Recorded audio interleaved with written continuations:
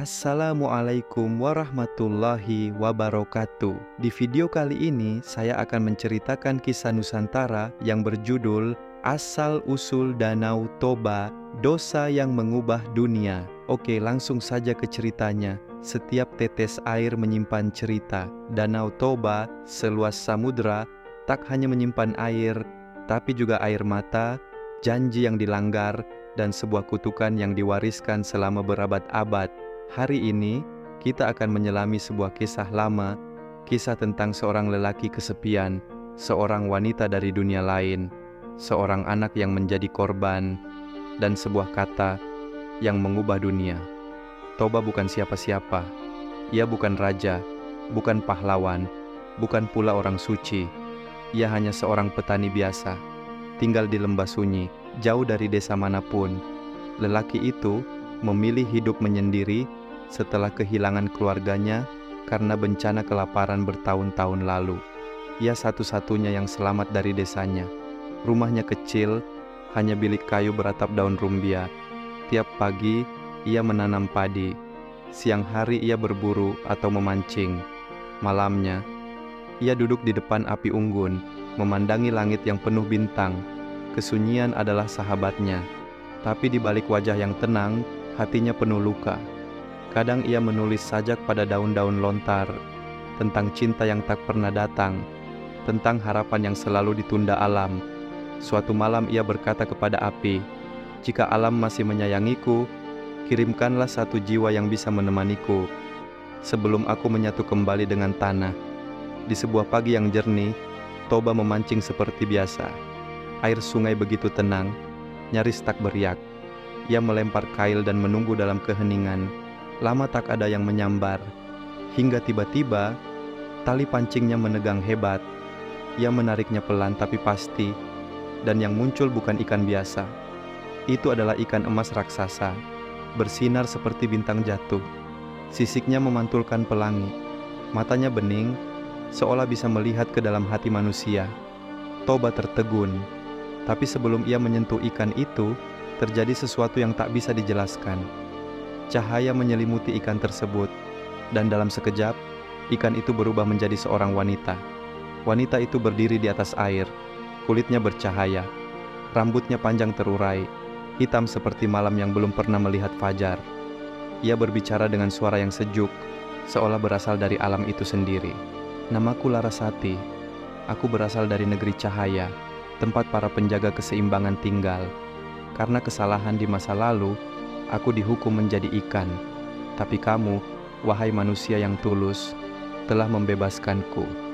Toba terpaku. Ia tak tahu apakah ini mimpi atau kenyataan. Tapi ketika wanita itu tersenyum, hatinya yang selama ini dingin, perlahan menjadi hangat. "Jika kau bersedia menerimaku, aku akan menjadi istrimu. Tapi ingat satu hal, jangan pernah menyebut siapa aku sebenarnya. Jangan pernah kau sebut aku berasal dari ikan. Jika itu terjadi, aku akan pergi dan kau tak akan bisa menahan apa yang akan datang setelahnya." Dan disitulah takdir Toba mulai berubah. Toba dan Larasati hidup bersama. Tak ada upacara mewah, hanya saksi langit dan bumi. Tapi cinta mereka tumbuh di antara kesederhanaan. Larasati membawa aura yang berbeda. Tanaman yang disentuhnya tumbuh lebih cepat. Sungai yang ia gunakan mencuci tak pernah keruh. Toba tahu, istrinya bukan manusia biasa, tapi ia memilih untuk percaya. Ia memilih cinta daripada rasa ingin tahu. Setahun kemudian, lahirlah seorang anak laki-laki.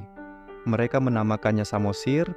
Anak itu tampan dan kuat, tapi sejak kecil, ia memiliki sifat yang sulit dipahami. Ia cepat marah, tak suka bekerja, dan selalu merasa lapar. Toba mencoba mendidiknya dengan tegas, Larasati dengan lembut. Namun anak itu seperti membawa dua dunia dalam dirinya, dunia manusia dan dunia Larasati. Suatu hari yang panas, Larasati menyuruh anaknya mengantar makanan ke ladang tempat Toba bekerja. Tapi di tengah jalan, karena lapar dan malas, Samosir memakan semuanya. Saat bertemu ayahnya ia berbohong. "Makanan tadi jatuh ke sungai, ayah." Toba, yang lapar dan lelah menatap anaknya. Ia mencium kebohongan. Dalam sekejap, Kemarahan yang selama ini ia tahan meledak. Kau ini anak ikan, sama seperti ibumu. Hening, seolah dunia mendengar. Kata-kata itu bukan hanya kemarahan, tapi pelanggaran janji. Pelanggaran sumpah suci antara dua dunia. Larasati mendengar semuanya. Ia tahu, waktunya telah habis. Ia memeluk anaknya erat. Maafkan aku, Samosir. Ini bukan salahmu, tapi sumpah telah dilanggar. Ia melangkah ke sungai. Tubuhnya perlahan bercahaya dan berubah kembali menjadi ikan emas. Dan dari dasar sungai, air mulai naik. Langit menjadi gelap. Bumi mengguncang.